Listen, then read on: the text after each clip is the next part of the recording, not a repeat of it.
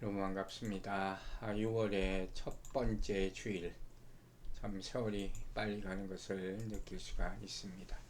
오늘 우리는 사도들이 또 다른 핍박을 받는 장면을 보게 됩니다. 본문을 묵상한 후에 저는 두 가지 제목, 즉 타이틀을 떠올리게 됩니다. 하나는 불신앙의 모습이라는 제목이었어요. 처음에 그걸 하려고 했어요. 그리고 또 하나를 생각하게 되는데 바로 생명의 말씀이었습니다. 이 둘 중 후자를 택하게 됩니다. 결국 말씀이 승리하기 때문입니다. 여러분, 이 제목을 연상하면서 오늘 말씀을 들으시기를 바랍니다. 먼저 사도행전 5장 17절 18절 말씀 보도록 하겠습니다. 대제사장과 그와 함께 있는 사람 즉 사두개인의 당파가 다 마음에 시기가 가득하여 일어나서 사도들을 잡아다가 옥에 가두었더니, 여러분, 유대인들은 초대교회를 어떻게 생각했을까요? 이 사도들의 모습을 어떻게 봤을까요? 놀라움이었을까요? 두려움이었을까요? 아니면 의아함을 가지고 봤을까요? 또 호기심의 눈으로 보고 있었을까요? 저는 진짜 그들의 마음을 알고 싶었어요. 그래서 그들의 입장에서 솔직하게 생각해 봤습니다. 유대인들이 유대교가 보는 초대교회, 아마 늘 조금 있다 사라지겠지, 그렇게 생각하지 않았을까요? 그랬을 거예요. 그렇게 바랬을 거예요. 그런데 그렇게 되지 않았던 거죠. 점점 세력이 커져갑니다. 자, 그렇다면 소위 말하는 기존 세력들은 어떻게 할까요? 그들을 인정할까요? 이 새로운 세력을 인정할까요? 아니면 없애려 할까요? 안타깝게도 그 결과 모습은 후자의 모습이었어요. 여러분, 이것이 인간의 악한 모습, 본 모습이에요. 이 모습이 오늘 본문 가운데 나오는 그런 모습입니다. 그리고 그러한 유대인들의 모습에 대한 반응, 그것이 나타나는 것이에요. 바로 초대교회가 서 있는 이유가 됩니다. 아시겠습니까? 자, 먼저 본문은 그때 혹은 그러나라는 접속사로 시작돼요. 한글 성경에는 이 말이 나오지 않습니다. 즉, 본문에 나오는 이야기는 앞서 기록된 사건들, 즉 아나니와 삽비라 사건, 그들이 죽는 거죠. 또 사도들이 병을 고치고 표적과 기사를 나타내고 병 고치고 귀신 쫓고 하는 그런 일이 일어난 직후에 벌어진 그런 일이라는 것이에요. 자, 사람들은 상상할 수 있습니다. 본문 다음에 바로 이 모든 기적과 표적이 나타난 이후에 어떤 스토리가 나올까? 아마도 많은 사람들이 교회가 더 부흥했다, 이런 말씀이 나올 거라고 상상할 수가 있을 거예요. 네, 여러분, 우리가 아는 바로 시험과 시련이 지나가면 뭐가 옵니까? 이것을 통과하면 부흥과 축복이 온다고 많은 말씀들이 이야기합니다. 그런데 이 부흥과 축복 속에서도 사탄의 시기와 질투는 계속됩니다. 왜? 교회는 세상 가운데 있기 때문이에요. 그래서 이 부흥과 축복 속에서도 또 다른 핍박, 또 다른 시련이 있을 수가 있다 하는 것이에요. 그러나 여러분, 이런 모든 과정을 통해서 우리의 신앙은 성숙하게 된다는 사실을 믿으시기 바랍니다. 축복만을 통해서 성숙하는 것이 아니라 고난을 통해서 성장하게 된다는 것입니다. 즉, 축복과 고난, 이 두 가지는 동전의 앞뒷면, 양면과 같아서 우리가 신앙생활을 할 때 세상을 바라보지 아니하고 누구를? 더욱더 주님을 바라보도록 만드는 그런 역할을 하는 것이에요. 그리고 오늘 본문의 핍박, 오늘 본문에 나오는 이 핍박은 천사의 존재까지 증명해 주면서 결국 뭡니까? 하나님의 능력을 드러내게 되는 그런 모습. 그걸 보게 하는 게 본문의 의미고 또 의도라 할 수 있다는 것입니다. 그럼 여러분, 사도들이 핍박한 사람들은 누구였다고 나옵니까? 대제사장과 사두개인의 당파, 이들이 사도들을 핍박합니다.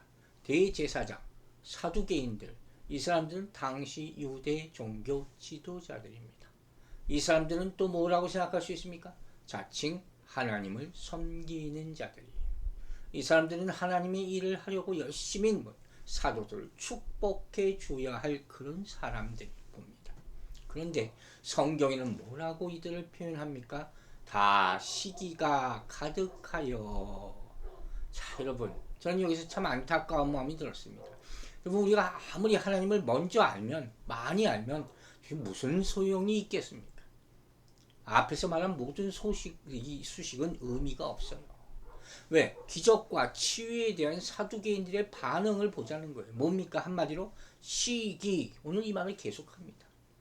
그럼 왜 두려움이 아니라 시기입니까? 왜 칭송이 아니라 시기입니까? 그 이유가 뭘까요? 저는 이들의 이 모습을 한마디로 이렇게 표현하기를 원합니다. 바로 불신앙. 불신앙이에요. 바울은 이 모습을 이와 같이 고린도전서에서 표현합니다. 자, 고린도전서 3장 3절 보겠습니다. 너희는 아직도 육신에 속한 자로다. 너희 가운데 시기와 분쟁이 있으니 어찌 육신에 속하여 사람을 따라 행함이 아니요. 여러분, 한번 생각해 보십시오. 여러분의 신앙은 어떻게 얻어졌습니까? 신앙은 어떻게 얻어질 수 있을까요? 보통 우리가 신앙을 얻는 세 가지 요소를 얘기합니다. 첫째는 보이지 않는 하나님의 능력에 대해서 두려움을 갖기 시작합니다. 분명히 존재합니다. 뭔지는 모릅니다. 그것을 두려워하고 그것을 바라보기 시작하는 것이에요. 두 번째, 복음의 메시지를 들을 때 마음으로 받아들이고 거기에 순종하기 시작하는 것입니다. 그것으로 뭡니까? 신앙이 나타나기 성장하기 시작하는 것이죠. 그리고 세 번째, 성령의 능력을 받아서 변화를 일으키는 것. 이것으로 말미암아 보통 신앙이 생긴다 이렇게 말하고 있습니다. 그럼 그 반대로 여러분 불신앙의 특징이 뭔지 아십니까? 여러분 많은 세상의 사람들이 아무리 복음을 들어도 믿지 않는 경우가 많습니다. 그 가장 많은 이유 중에 하나가 뭔지 아십니까? 바로 지식이에요. 지식. 지적인 이유. 나는 지성인이어서 무슨 현대 그런 신을 믿습니까? 보이지 않는 신을 어떻게 믿습니까? 난 보이는 것만 믿습니다. 자, 이런 사람들이 얼마나 많은지 모릅니다. 제가 질문을 하나 합니다. 여러분 생각해 보세요. 자, 여러분이 지식이 많은 것과 죄를 짓는 것과 어떤 상관관계가 있습니까? 아무 연관이 안 됩니다. 생명과 죽음, 여러분 과학이 아무리 발달했다 해도 이걸 해결할 수가 있습니까? 지금 미국 땅에서 계속해서 이슈가 되고 있는 흑인들, 백인들 사이의 갈등, 이것 지식이 많다고 많이 배웠다고 해결할 수 있는 사람 나옵니까? 지식, 교육 이런 것들이 얼마나 모든 우리 앞에 벌어지는 사건들을 막을 수 있겠습니까? 법이 다 해결할 수 있습니까? 아닙니다. 여러분 누가 더 낫습니까? 많이 배워서 낫습니까? 적게 배워서 못하는 겁니까? 다 죄인입니다. 성경은 그렇게 말합니다.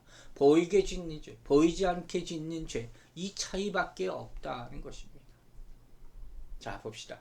본문은 핍박의 이유를 뭐라고 얘기합니까? 바로 시기, 질투 이렇게 표현하는 거예요. 여러분 많은 종교인들이 이렇게 얘기합니다. 종교인들 간에 다툼이 있을 때, 교회 안팎이건 종교가 종교 간에 다툼이 있을 때 겉으로는 다 뭐라고 이유를 만드는지 아십니까? 신앙적인 이유다. 교리적인 이유다. 아주 합리적으로 설명을 합니다. 그러나 정말 그런 줄 아십니까? 정말 그 사람이 자기 나름대로 진리를 지키기 위해서 싸울까요? 하나님을 위해서, 신앙을 위해서 싸울까요? 그래서 그렇게 자기와 다르다고 생각하는 사람을 핍박하는 것일까요? 대답은 노예요. 아니라는 거예요. 여러분, 누가 누군가에게 시련을 주는 이유는 크게 두 가지로 나눌 수 있습니다. 그 첫 번째는 뭡니까? 이해관계 때문이에요. 누구나 다 그렇습니다. 결국 자기가 손해보고 자기가 소외되고 그 이익으로부터 벗어나기를 원하지 않기 때문이에요. 즉 자기가 얻을 수 있는 이익을 놓치지 않기 위해서 그 중심 세력, 핵심 세력부터 벗어나지 않기 위해서 상대방을 공격하는 것이 인간 본연의 모습이라는 것입니다. 또 한 가지는 뭡니까? 결국 우리 본문에 나오는 시기와 질투 때문에 공격을 하는 겁니다. 겉으로는 거룩하기만 하고 합리적이라고 얘기하고 신앙적으로 얘기하고, 그러나 그 뒤에는 뭐가 있습니까? 시기와 질투가 감추어져 있다는 거예요. 내가 받던 존경을 하루아침에 빼앗겼을 때, 다른 사람이 나보다 훨씬 더 뛰어났을 때 사람들은 시기와 질투를 하게 됩니다. 그리고 그것을 바로 표현 못하니까 교묘하게 다른 방법으로 표현하는 것이에요. 즉 본문에 나타난 이 시기는 감정, 편견에 관한 문제예요. 합리적이고 신앙적이고 과학적인 태도를 취했다면 눈앞에 기적이 일어나고 사람이 다시 살아나고 치유가 일어난 사건을 인정해야 되는 거 아닙니까? 어떻게 이것을 부인할 수가 있습니까? 이 모든 이유는 바로 질투, 자존심 이런 것들이 원인이 된다 하는 것을 성경은 보여주고 있는 것입니다. 자, 질투와 시기 이건 왜 생깁니까? 바로 비교하기 때문에 맞죠? 여러분 서로 비교하는 걸 우리는 걸 너무 이 가운데서 살아왔어요. 그러나 우리가 분명히 알아야 될 것이 있어요. 물건 사물에 대해서는 크다 작다 좋다 나쁘다 이렇게 평가할 수 있을지도 모르죠. 그러나 사람은 인격은 비교의 대상이 아닙니다. 왜? 이것은 하나님이 다 각각 창조하신 것이기 때문에 우리가 이렇게 좋다 나쁘다 이렇게 평가 비교해서는 안 된다는 것입니다. 왜? 비교를 하면 여러분 어떤 일이 생기는지 아시죠? 이런 거예요.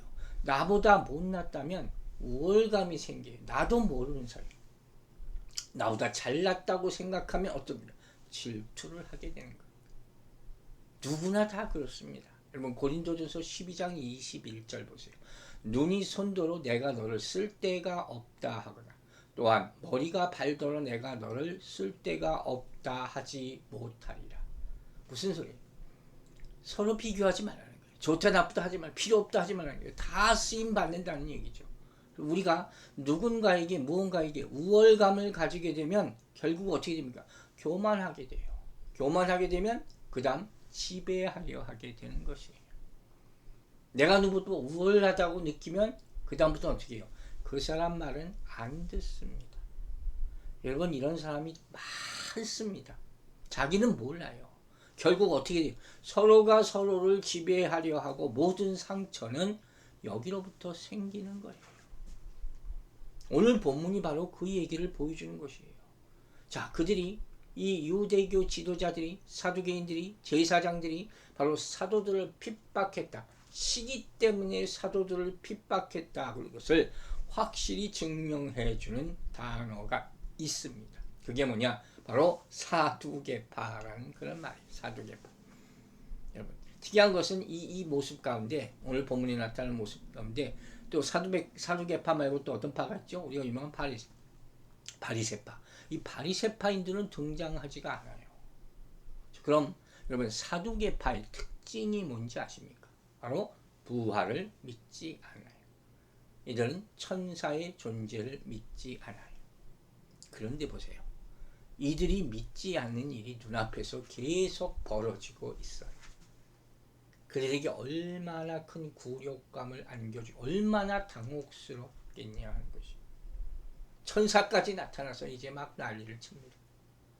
즉 결국 이 모습은 사두개인들이 하나님의 능력을 보고도 믿지 못하는 것을 보여주고 있는 거예요. 이걸 얘기하는 거예요. 여기 나오는 이 시기라는 단어는 본래는 열정이라는 뜻을 가지고 있어요. 여기서 열심당이라는 말이 나타난 거예요. 그런데 중요한 것이 있어요. 이것이 부정적인 의미도 가지고 있는 단어라는 거예요. 즉 방향이 하나님을 향할 때는 열심이 됩니다. 그러나 반대 방향이 될 때는 시기가 되는 것이라는 것을 우리는 알아야 될 줄로 믿습니다. 여러분 원래 제사장은 백성과 하나님 사이를 중보하는 역할을 하는 사람이죠. 하나님의 뜻을 받아서 백성에게 전하고 또 백성의 죄와 병이 치료되도록 하나님께 기도하며 제사 드리는 사람. 이게 제사장의 역할이에요. 그런데 사도들을 통해서 민간에 기적이 일어나고 많은 사람들이 모여들기 시작하지 어떻게 됩니까? 이들에게 시기심이 생겨버린 거예요. 이런 시기심은 사람을 다친 존재로 만들어 버려요. 넓게 보지 못하는 거예요. 그래서 그들은 자칭 하나님이 일을 한다고 하면서도 하나님 중심으로 생각하지 않고 자신들의 일, 자신들의 입장, 자신들의 영향력에만 초점을 두기 시작하는 것이에요. 하나님의 사명을 성취하는데 도움이 되는 중요한 사람들이 지금 역사하고 있는 것을 보면서도 자신들의 위상에만 관심이 있었기에 이런 극단적인 반응을 나타내고 있는 것이라는 거예요. 사도 바울이 갈라디아서 5장 26절에서 이렇게 얘기합니다. 헛된 영광을 구하여 서로 노엽게 하거나 서로 투기하지 말지니라. 분명히 지적하죠, 여러분. 시기는 자신 미래를 닫아버리는 거예요. 사명을 가두는 거예요. 결국 하나님을 대적하게 만드는 모든 불행의 근원이 된다는 사실을 잊지 마시기 바랍니다. 자, 이제 사도행전 5장 18절 말씀 보겠습니다. 사도들을 잡아다가 옥에 가두었더니, 자, 그들은 드디어 마음의 시기가 가득하여 사도들을 잡아다가 감옥에 가둬버립니다. 참 이해가 안 갑니다. 도대체 그들이 뭘 잘못했다고 그들을 감옥에까지 가둬놓을까? 여러분, 성경에는 감옥에 대한 얘기가 심심치 않게 나옵니다. 그죠? 감옥은 사람들이 정말 가기 싫어하는 곳이, 누가 감옥에 가고 싶겠습니까? 그러나 세상 법을 어겼을 때 감옥에 가는 사람이 있는 거예요. 죄를 지지 않았어도 잘못해서 갈 수 있는 사람도 물론 있지만 어쨌든 간에 세상 사람들은 다 감옥을 싫어하고 두려워하는 것이. 그러나 여러분, 성경을 보면 하나님의 일을 하는 하나님의 사람들은 감옥을 두려워하지 않았어요. 오히려 그 감옥에 갇힌 것을 기뻐합니다. 할렐루야. 이해가 가십니까? 왜? 그 감옥에서도 하나님의 역사는 일어나니까. 오히려 더 상상하지 못했던 역사들이 일어나는 것을 보니까. 그래서 바울이 감옥에 갇혀서 이렇게 얘기합니다. 빌립보서 4장 4절 기억하십니까? 주 안에서 항상 기뻐하라. 내가 다시 말하노니 기뻐하라. 바울이 감옥에서 한 얘기예요. 감옥에서 이렇게 기쁨에 대해서 이야기할 수 있는 이유는 무엇입니까? 바로 하나님께서 역사하심을 직접 체험했기 때문에. 사랑하는 여러분, 세상 사람들은 감옥을 두려워할 수 있습니다.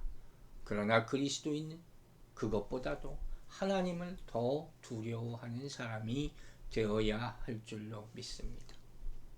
자, 오늘 본문에서 감옥이 등장한 진짜 이유가 바로 그 다음에 나옵니다. 사도행전 5장 19절 봅시다. 주의 사자가 밤에 옥문을 열고 끌어내어 이르되. 여러분 발견하셨습니까? 아시겠습니까?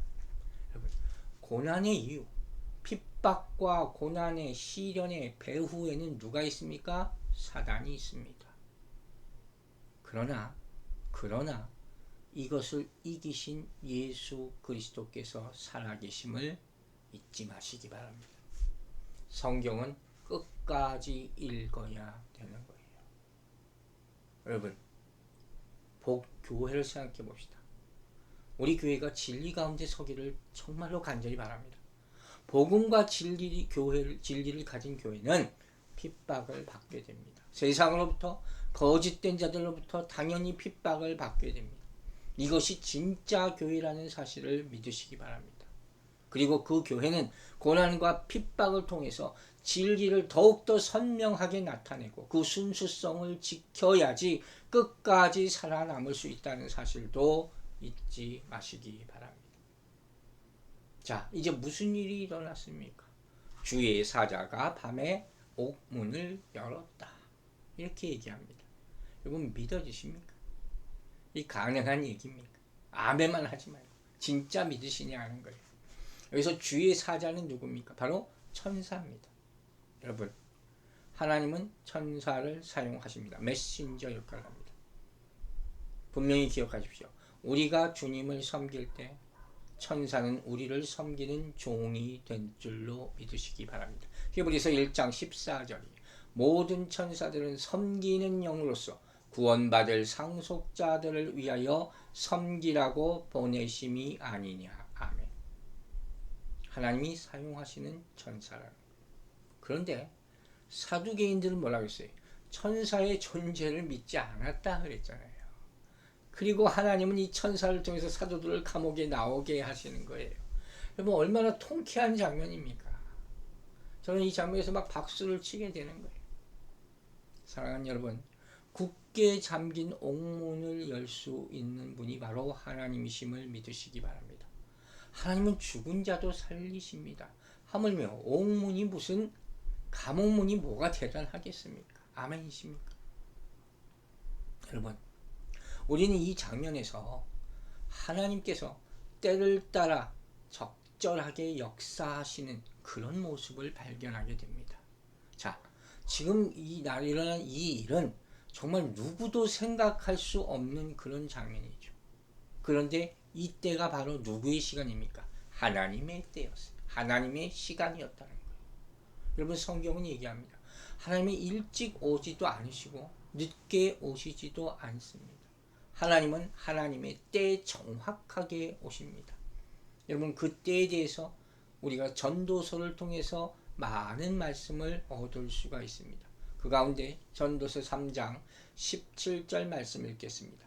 내가 내 마음속으로 이르기를 의인과 악인을 하나님이 심판하시리니 이는 모든 소망하는 일과 모든 행사에 때가 있음이라 하였으며.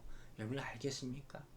하나님은 분명히 심판의 때가 있다 말씀하십니다. 모든 일에 때가 있다 말씀하십니다. 다시 한번 기억해 봅시다. 예수 그리스도는 정확한 하나님의 때에 베들레헴에서 태어나셨습니다. 하나님은 400년 동안 이스라엘이 애국에서 고난을 겪는 것을 지켜보고 계셨다가 때가 되자 모세를 통해서 탈출시키십니다. 아브라함에게는 새벽기도를 통해서 계속 듣고 있습니다. 여러분 여호수아를 봅시다. 여리고성은 7바퀴 반을 돌았을 때 무너집니다.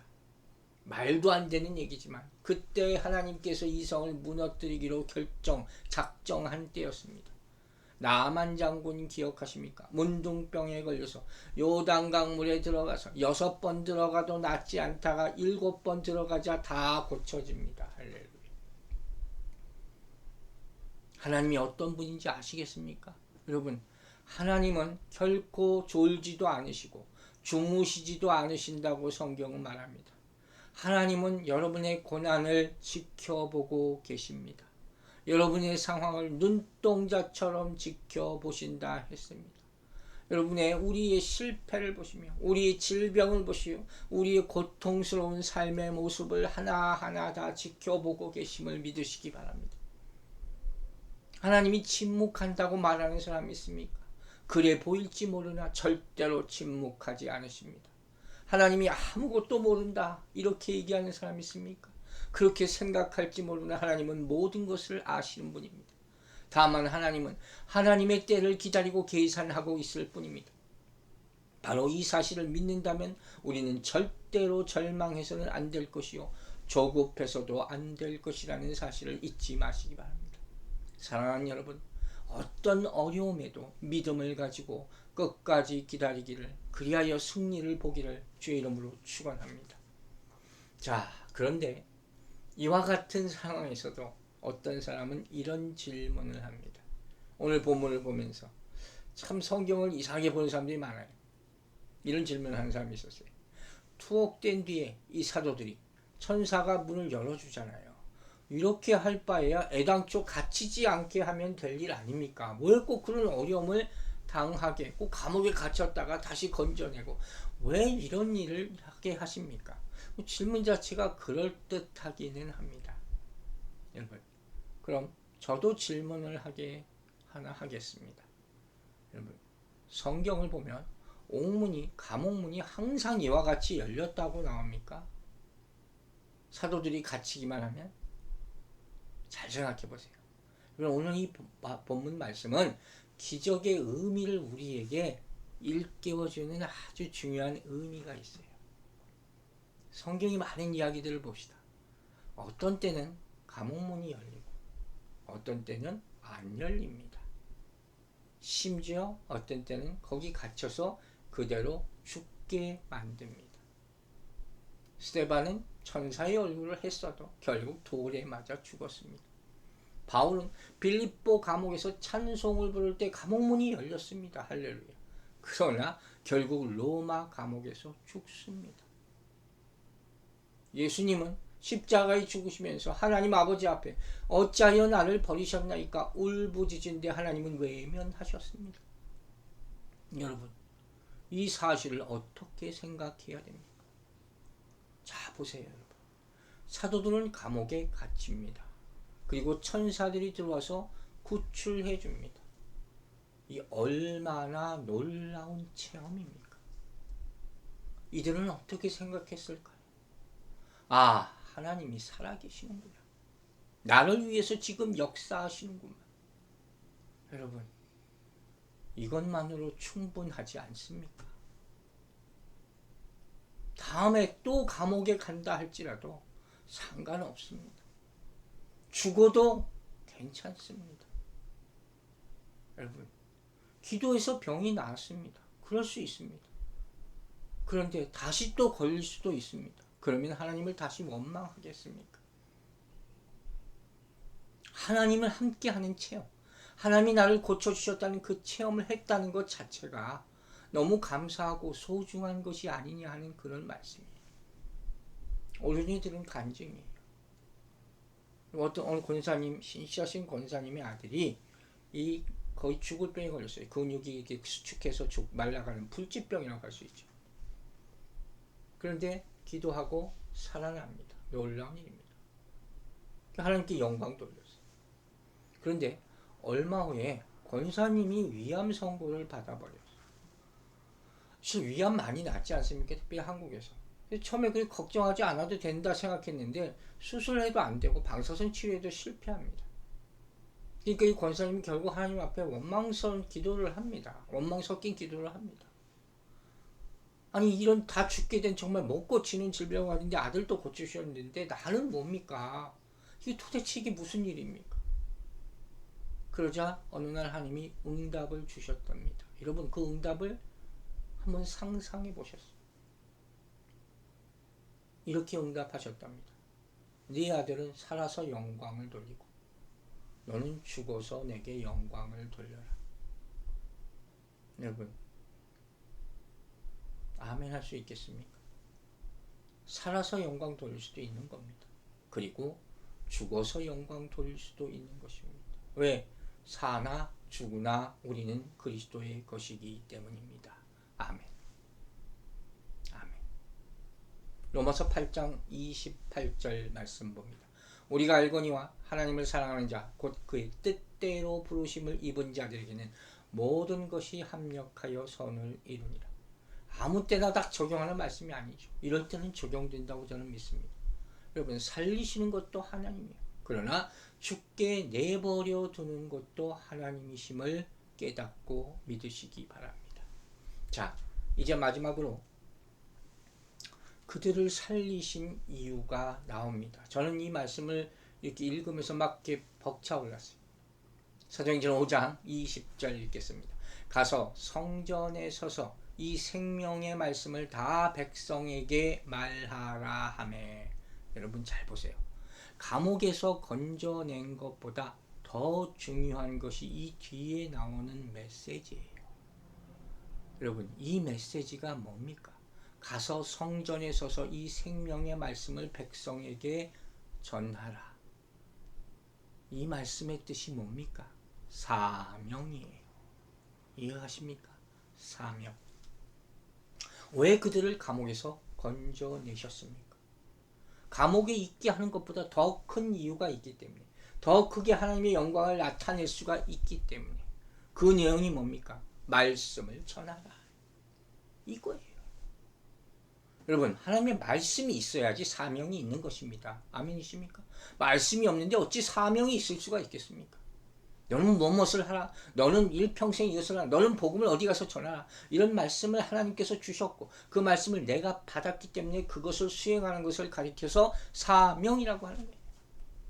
저도 이 말씀을 받았기 때문에 사명을 가지고 복음을 전하는 것입니다. 여러분에게도 다 사명이 있게 되기를 주의 이름으로 축원합니다. 여러분, 모든 기적, 하나님께서 일으키시는 모든 기적에는 선교적 의미가 있습니다. 아십니까? 하나님께서 기적을 베푸실 때는 이유가 있는 것이죠. 자, 생각해 봅시다. 이런 고생스러운 생생 가운데서 오래 살아 뭐 하겠습니까? 자, 이런 말 하시는 분 요새 정말 많습니다. 믿음이 있는 사람 어떻게 표현하겠습니까? 그냥 주여 빨리 오시옵소서 이렇게 표현하겠죠. 어쨌든 간에 이 세상에 이렇게 오래 살고 싶지 않다는 그 말씀 아닙니까? 빨리 주님 만나서 영원한 삶을 누리고 싶다는 그런 표현, 그게 더 행복한 거 아니겠습니까? 그런데 여러분, 찬송가 442장이 떠올랐어요. 그게 뭔지 아십니까? 저 장미꽃 위에 있을, 저 장미꽃 위에 있을. 여러분 아시죠? 3절 가사가 이렇게 됩니다. 밤 깊도록 동산 안에 주와 함께 있으려 하나. 밤 깊도록 동산 안에 주와 함께 있으려 하나. 이게 우리의 마음이죠. 근데 그 다음에 뭔지 기억하십니까? 생각해 보십시오. 괴로운 세상에 할 일 많아서 날 가라 명하신다. 아시겠습니까? 괴로운 세상에 할 일 많아서 날 가라 명하신다. 밤 깊도록 동산에 주와 함께 있고 싶은데 주님은 나보고 가라 명하신다. 여러분, 주님과 함께 있고 싶은 것이 우리의 심정이에요. 앞으로 또 이렇게 계속 산다면 얼마나 힘들겠습니까? 베드로도 하나님 우편에서, 죄편에서 집 짓고 살고 싶다고 말합니다. 그런데 우리가 동산 안에 주와 함께 머물러 있지 않고 세상에 내려가야 하는 이유는 뭡니까? 바로 사명이 있기 때문이에요. 아시겠습니까? 주님을 위하여 내 생애를 통하여 이루어야 할 일이 너무 많기 때문에, 그걸 알기 때문에, 한 생명이라도 더 구원해야 되기 때문에, 내 주위에 가난하고 병든 사람들이, 이웃들이 있기 때문에 그들에게 하나님의 사랑을 다 나누어주기 위해서 우리는 이 세상에 사명을 가지고 존재하는 그런 사람들이라는 것을 잊지 마시기 바랍니다. 그리고 뭐라고 말합니까? 가서 성전에 서서 말하라. 이 말씀도 제게 아주 감동이 되었어요. 여러분, 21절을 보면 놀랍게도 사도들은 감옥에서 나와서 도망가지 않습니다. 바로 어떻게 합니까? 다시 새벽에 성전에 갔다고 나와 있어요. 이게 무슨 바보 같은 짓입니까? 야, 여러분 아시겠습니까? 여러분, 왜 이런 일이 일어났을까요? 만약 사도들을 감옥에서 건져내는 것만이 그것이 목적이었다면 아마도 주의 사자들은 다시 그들을 성전으로 보내지 않았을 거예요. 여러분 아시겠습니까? 무슨 말인지? 자, 사도행전은 어떤 명령으로 시작하는지 기억하십니까? 사도행전 1장 8절 기억해 보세요. 오직 성령이 너희에게 임하시면 너희가 권능을 받고 예루살렘과 온 유대와 사마리아와 땅 끝까지 이르러 내 증인이 되리라 하시니라. 아멘. 여러분 보세요. 사도는 한시도 이 말씀을 잊지 않았습니다. 왜? 말씀은 변하지 않기 때문이에요. 아멘입니까? 그런데 그렇게 생각해도 성전은 뭡니까? 제사장과 사두개인들의 본거지예요. 거기서 치유와 기적을 행했다가 그들의 시기로 인하여 옥에 갇혔어요. 다시 그리로 가라는 거예요. 그 이유가 뭐겠습니까? 또 어떻게 그들은 한마디로 반박하지 않고 새벽같이 다시 그곳으로 가서 다시 또 그 일을 감당할 수가 있을까요? 그 이유가 뭡니까? 바로 이 모든 사건은 한 가지, 바로 생명의 말씀을 전하는데 초점을 맞추고 있기 때문이에요.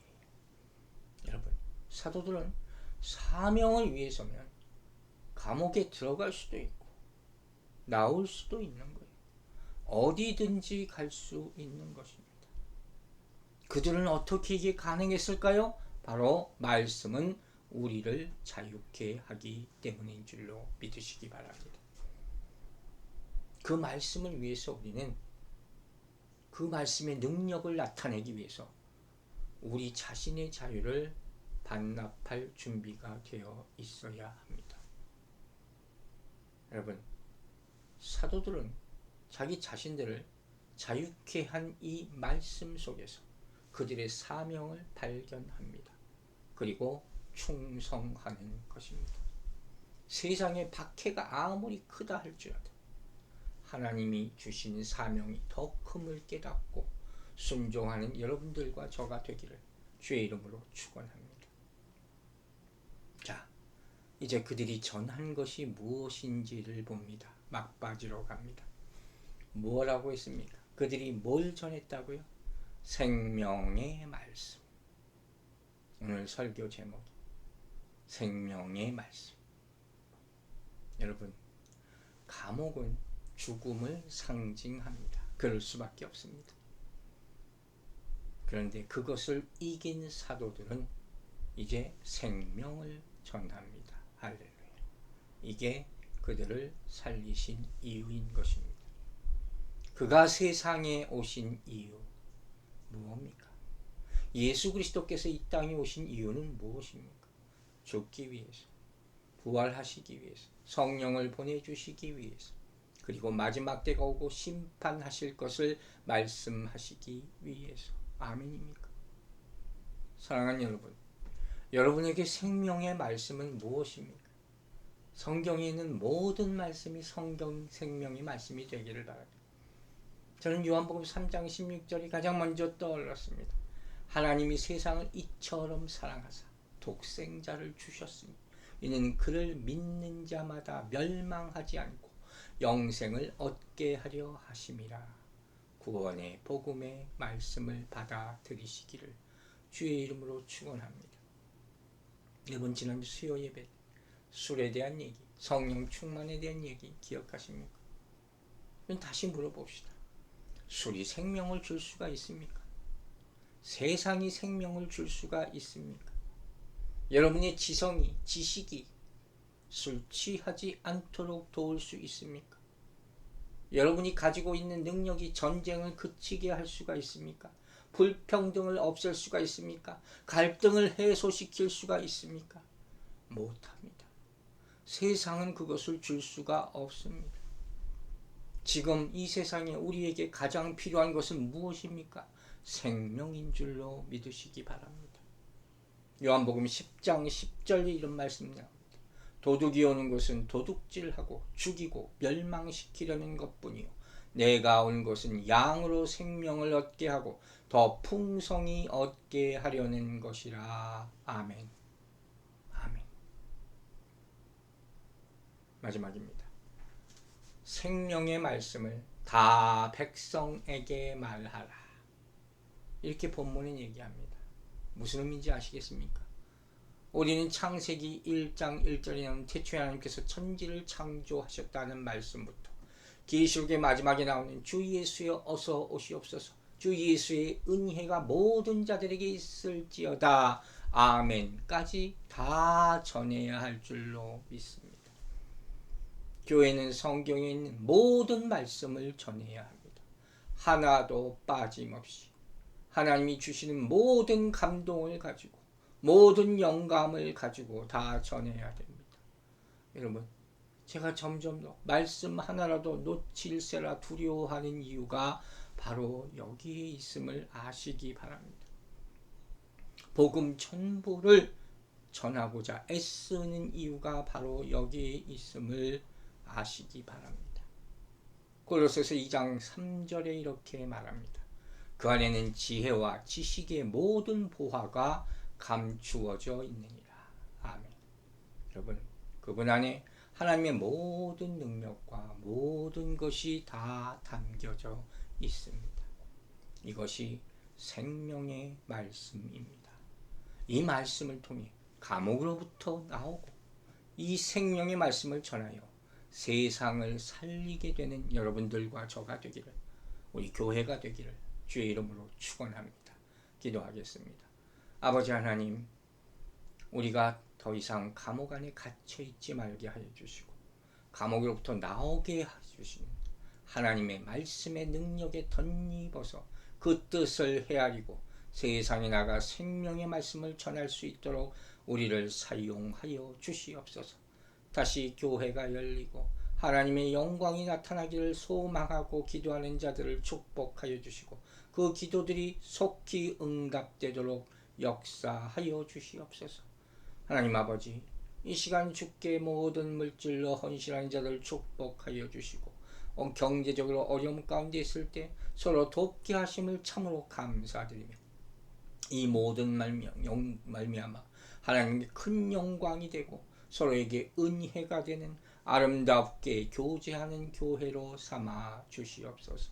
생명의 말씀이 교회와 세상에 널리 널리 선포되기를 간절히 바라고 나오며 우리를 구원하신 우리의 생명의 주 되시는 예수 그리스도의 이름으로 기도했습니다. 아멘.